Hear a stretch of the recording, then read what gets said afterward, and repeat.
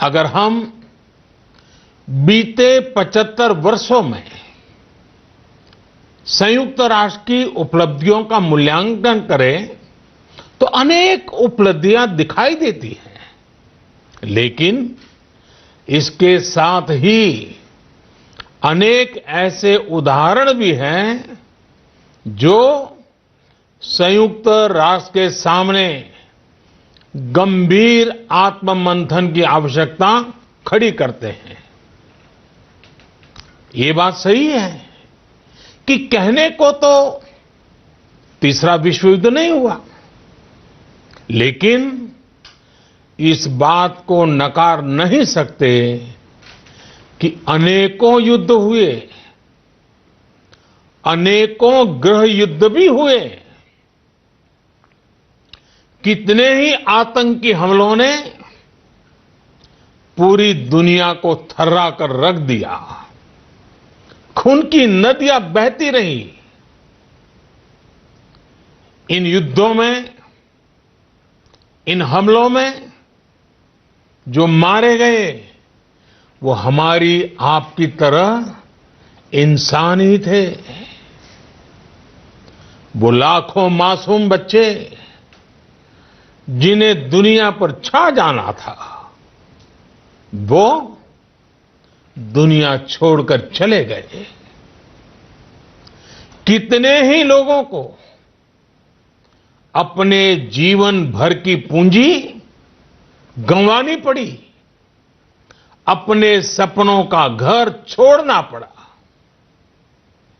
उस समय और आज भी संयुक्त राष्ट्र के प्रयास क्या पर्याप्त थे? पिछले 8-9 महीने से पूरा विश्व कोरोना वैश्विक महामारी से संघर्ष कर रहा है। इस वैश्विक महामारी से निपटने के प्रयासों में संयुक्त राष्ट्र कहां है?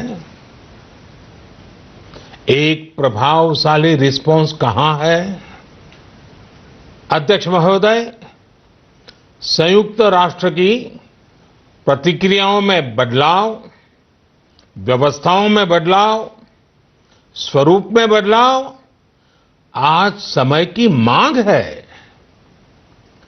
संयुक्त राष्ट्र का भारत में जो सम्मान है, भारत के 130 करोड़ से ज्यादा लोगों का इस वैश्विक संस्था पर जो अटूट विश्वास है, वो आपको बहुत कम देशों में मिलेगा। लेकिन ये भी उतनी ही बड़ी सच्चाई है कि भारत के लोग संयुक्त राष्ट्र के रिफॉर्म को लेकर जो प्रोसेस चल रहा है, उसके पूरा होने का बहुत लंबे समय से इंतजार कर रहे हैं। आज भारत के लोग चिंतित हैं कि क्या ये प्रोसेस कभी एक लॉजिकल एंड तक पहुंच पाएगा?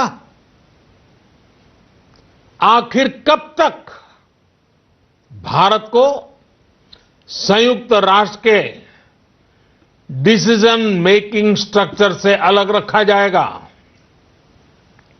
एक ऐसा देश जो दुनिया का सबसे बड़ा लोकतंत्र है, एक ऐसा देश जहां विश्व की 18% से ज्यादा जनसंख्या रहती है, एक ऐसा देश जहां सैकड़ों भाषाएं हैं, सैकड़ों बोलियां हैं, अनेकों पंथ हैं, अनेकों विचारधारा हैं, जिस देश ने सैकड़ों वर्षों तक वैश्विक अर्थव्यवस्था का नेतृत्व करने और सैकड़ों वर्षों की गुलामी दोनों को जिया है। अध्यक्ष महोदय, जब हम मजबूत थे तो दुनिया को कभी सताया नहीं, जब हम मजबूर थे तो दुनिया पर कभी बोझ नहीं बने।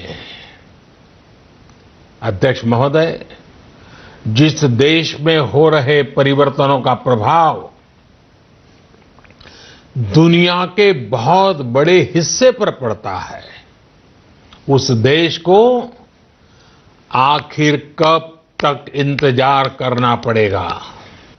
भारत की आवाज मानवता, मानव जाति और मानवीय मूल्यों के दुश्मन आतंकवाद, अवैध हथियारों की तस्करी, ड्रग्स, मनी लॉन्ड्रिंग के खिलाफ उठेगी।